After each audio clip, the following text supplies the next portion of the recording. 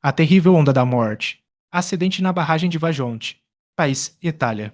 Cidade: Vale do Rio Vajonte, 100 quilômetros ao norte de Veneza. Data: 9 de outubro de 1963. Este é um dos episódios mais tristes e graves relacionados a acidentes ocorridos na Itália nos tempos atuais e foi uma espécie de tragédia anunciada. Neste caso, existe um detalhe muito curioso, pois durante o período de construção da barragem, os projetistas ignoraram os estudos que apresentavam o solo do Monte Toc como área muito instável, principalmente no lado sul da bacia do lago. Mesmo tendo as comprovações geológicas, a construção da barragem continuou, pois havia muitos investimentos aplicados e politicamente seria importante tê-la na região, mesmo que existisse a possibilidade de problemas no futuro. A barragem de Vajonte foi construída no enclave de uma montanha, utilizando um lago alpino como alimentador, sendo concluída em 1960. Esta represa ficava próxima ao vale do rio Vajonte e ao lado do Monte Toc, a uma distância de aproximadamente 100 quilômetros ao norte da cidade de Veneza. Na época, esta era uma das barragens mais altas do mundo, com 267 metros de altura por 27 metros de espessura na base e era uma das mais modernas. O objetivo da sua construção era o de gerar energia elétrica. Ela possuía um grande volume de água acumulada na vertical e o acidente de 1963 tomou grandes proporções devido a este fato. Dias antes do acidente, o Monte Toc já apresentava grandes rachaduras em sua área de superfície. Técnicos da empresa que administrava a represa foram verificar as rachaduras e acharam que era um fenômeno natural sem grandes problemas, talvez gerado por um pequeno terremoto profundo. A barragem na data do acidente estava com grande acúmulo de água devido às chuvas que ocorriam na região, passando totalmente a cota de segurança. Como mostraram os jornais da época do acidente, a barragem estava com aproximadamente 110 milhões de metros cúbicos de água. Na noite de 9 de outubro de 1963, por volta das 22 horas e 40 minutos, ocorreu um grande deslizamento de terras nas encostas do Monte Toc e aproximadamente 260 milhões de metros cúbicos de terra e pedras se projetaram para dentro da barragem a uma velocidade de 110 quilômetros por hora.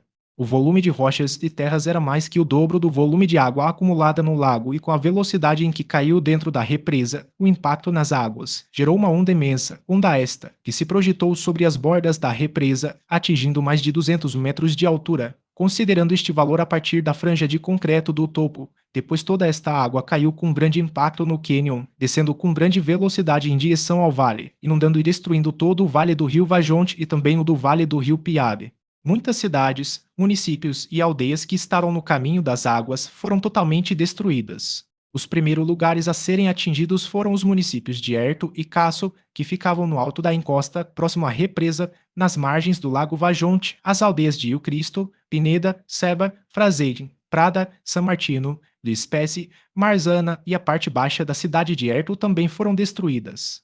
Depois foi a vez das cidades do Vale do Piave e Valta. No início do vale, mais adiante, atingiu a famosa e turística vila de Longarone e mais à frente destruiu totalmente Vila Nova e Fai.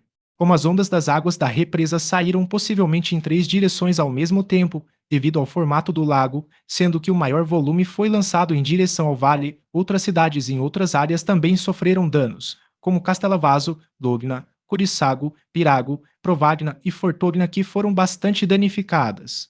Nos municípios de Pontinelli Alpi e Soverzene, a cidade de Belluno teve a aldeia de Borgo Piave inundada e a aldeia de Caureira foi totalmente destruída, não tendo a mesma sorte da anterior. Foram no total 1.917 vítimas, sendo 158 em Casso e Erto juntos. O maior número de vítimas, porém, ocorreu em Longarona, que contabilizou 1.450 mortos, outros 109 em Castellavaso e Codiçago e mais 200 vítimas em outros municípios. Este acidente teve um grande número de vítimas fatais devido a alguns fatores a serem considerados. Era noite e chovia, e muitas pessoas estavam em casa ouvindo no rádio a final de um campeonato de futebol. Muitos já dormiam, mulheres, crianças e idosos. As águas chegaram com grande velocidade e grande volume, sem dar chances de fuga para as pessoas.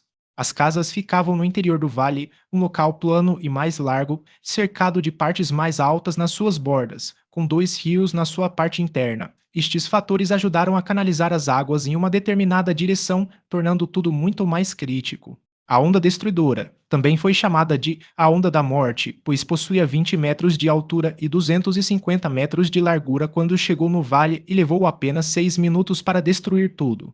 Por onde passava, matava, destruía e arrasava tudo com uma força descomunal, escavava a terra com tal intensidade que, em alguns lugares nos cursos dos rios, chegou a criar buracos e linhas com a profundidade de 47 metros, tamanha a sua força.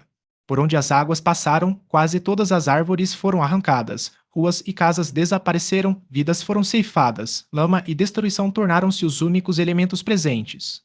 O dano local foi tão grande que precisou uma ação humanitária, com a participação do exército americano ajudando aos italianos no resgate dos corpos, reconstrução provisória e alimentação para os sobreviventes. Outros países ficaram comovidos com tamanha catástrofe e também ajudaram a reerguer as cidades. Alguns sobreviventes eram crianças na época do desastre e hoje são idosos. Alguns deles contam que perderam toda a família e sobreviveram apenas por um milagre ou devido a um fato inexplicável, ou porque foram jogados sobre madeiras que flutuavam, ou ficaram presos em algum lugar alto quando as águas os levou, ou foram lançados em área de margem mais alta fora do fluxo intenso. A única coisa que todos se referem é o estrondo e o apavorante barulho das águas que ouviram e vivenciaram. Esta barragem, hoje, encontra-se desativada, pois as terras do deslizamento a soterraram completamente na parte interna e o rio que a alimentava teve o curso alterado. Os responsáveis principais pelas obras da barragem de Vajonte foram processados em 1967, devido a saberem que geologicamente o Monte Toc era instável e que um grave acidente poderia ocorrer em um futuro próximo.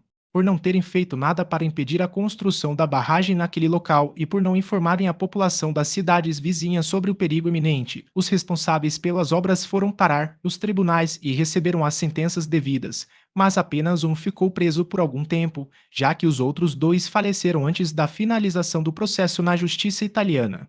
Hoje a barragem de Vajonte é um ponto turístico, onde o visitante tem como principal lição a percepção de que a mão humana pode gerar grandes destruições quando não considera os avisos sobre a natureza.